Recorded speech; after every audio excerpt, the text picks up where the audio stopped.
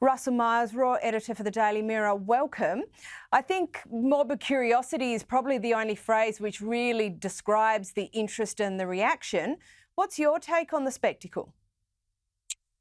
Well, what a week it's been, Cara. Hello again. And I think, listen, there's a lot that's been said about Meghan Markle or Meghan Sussex, whatever she's calling herself today.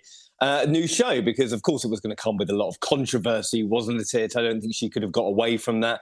But, you know, what I found was that after watching 8 episodes, and perhaps I was being a bit cheeky with my comment there about needing a helpline, but it was a little bit lacking in substance, I thought. I really expected more from the guests. There was a real opportunity to sort of delve into the life or the personal life. We know they like their privacy, but maybe sort of a look behind the lens of Meghan and Harry's life. And we didn't even get to see Harry. We saw him for literally 30 seconds in the last episode. I was disappointed in the guests. I was disappointed in the content. And, I certainly will have to watch the second series, of course, that has been recommissioned or reproduced alongside with the first series. But it will be very interesting to see those numbers and whether they drop hugely after the first couple of episodes, because I think when you look at the comments from the critics around the world, it's been widely panned. It really has been. Over to the palace, and late this week we saw an interesting teaser from the palace. Here it is.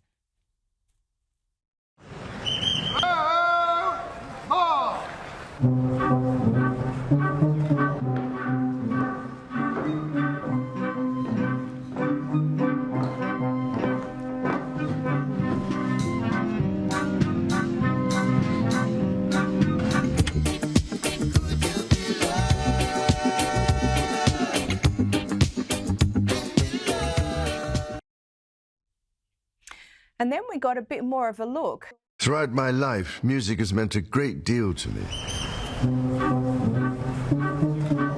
It has that remarkable ability to bring happy memories, comfort us in times of sadness, and to take us to distant places. So this is what I particularly wanted to share with you, songs which have brought me joy.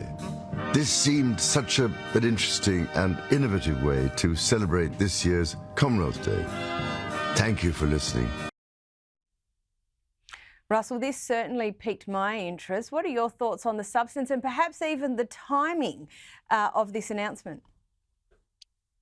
Well, it's fantastic. I mean, always looking for new ways to engage with audience around the world, and certainly the King was becoming the first monarch to ever release a podcast, and he's done this with Apple Music. We've had a sort of flavour of Charles's musical taste throughout the years. He's talked about his love of classical music, but you saw in the video there about the way that music can be, for everybody, no matter what country you're in, or colour, or creed, or what background you're from. It's something that can absolutely unite everyone. And his Commonwealth Day message coming this Monday, which I've had a look at, it talks about the unifying force of the Commonwealth, and sort of the family of nations that his mother absolutely adored, and throughout her reign was very, very intently interested in keeping a part of. And for Charles, he's talking about his love of Bob Marley, his love of Afrobeats. Kylie Minogue gets a mention as well. British pop sensation Ray is on the list.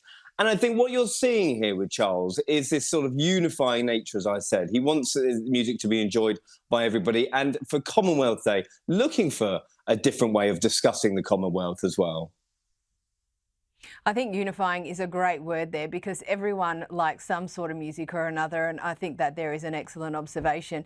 Now, the King was also out and about this week. He's continued this, rather peppy schedule of his, and I loved this visit, this warship visit with the Royal Navy. I just wanted to express, on behalf of the nation, my heartfelt gratitude for the extraordinarily valuable contributions and personal sacrifices that you and your families continue to make in the name of duty.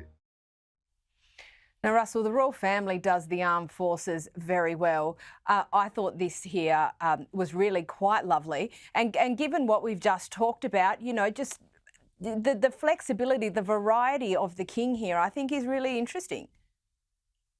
Well, it is. Of course, he served in the armed forces himself. His family have a long history as commander-in-chief of the armed forces, of course, and especially poignant this year. We're coming up to the 80th anniversary of VE Day. It's going to be a huge spectacle in London and around the world, of course, and the King will be centre to that as well. And he was talking about the service and sacrifice of many of the Navy service personnel on board that ship, HMS Prince of Wales. But indeed, this is part of his Commonwealth message as well. I mean, there was 1.5 million people who came to the aid of the Allies around the Commonwealth and gave their lives in many instances. And I think it's very important for Charles to recognise, people who are serving overseas, people who have made that ultimate sacrifice as well. And very, very important to make that statement this year. Now, Russell, yesterday was International Women's Day. Great to see the Palace give a nod to women generally, but also to the formidable women, past and present, in the royal family. Well, indeed, and certainly I've had an education of this over the last few years, and the women photographers that the Palace have backed throughout the years has been absolutely extraordinary. I was looking down the list earlier today, and you really must have a look at this. It's on the royal family's website as well. You had Queen Victoria photographed in 1850 by Sally Day, Dorothy Wilding photographed the late Queen in 1952, and just recently Christina Ebenezer photographed the Duchess of Edinburgh. Fantastic sort of look through history, look through the lens, of course, of women photographers, and especially important for the Palace to use this International Women's Day this year to shine a light on the spectacular work throughout the ages. Now, Russell, over the last couple of weeks, we've spoken about the King's soft diplomacy, but some caution has also been suggested this week. Well, indeed. I mean, what a hotbed King Charles finds himself in. I mean, he had to take a large part of last year away from the spotlight, of course. But this, what is happening sort of from a geopolitical standpoint this year has been absolutely extraordinary, hasn't it? I mean, with the sort of reintroduction of Donald Trump onto the world scene, we had Volodymyr Zelensky visiting the UK, visiting the King as well at Sandringham last week after his bruising experience at the Oval Office. And it's a very difficult position for the King to be in. Of course, he welcomed Zelensky to Sandringham, we saw just a few days ago. And I think he views his role as a peacemaker. And indeed, his meeting with Justin Trudeau comes at a real flashpoint for Canada. It's Donald Trump calling it the 51st state of the United States, calling him Governor Trudeau. Of course, Trudeau will be outgoing Prime Minister in the next few weeks. But what we understand is that the conversations between Trudeau and the King were very pointed towards the sort of nervousness that Charles feels for the Canadian position. Of course, he is King of Canada, and I think he will be watching this situation very, very closely. Yeah, I expect that he will. Now, the royal family, a more core business for the royal family, and a touching tribute by Prince William to the NHS this week. Is that timely given some of the political distress in the UK at the moment?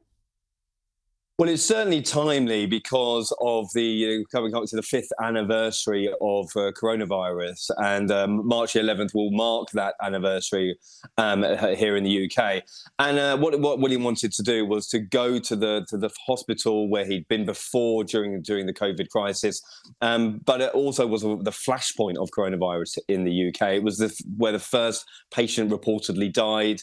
They lost 2 members of beloved staff through COVID, and he wanted to say thank you to the nurses and the doctors who had worked so tirelessly, all the backroom staff as well. Very, very important for the National Health Service personnel to be recognised in that manner, because what a period that was. And I think reflecting on the royal family's role at the time was very, very important for Prince William as well.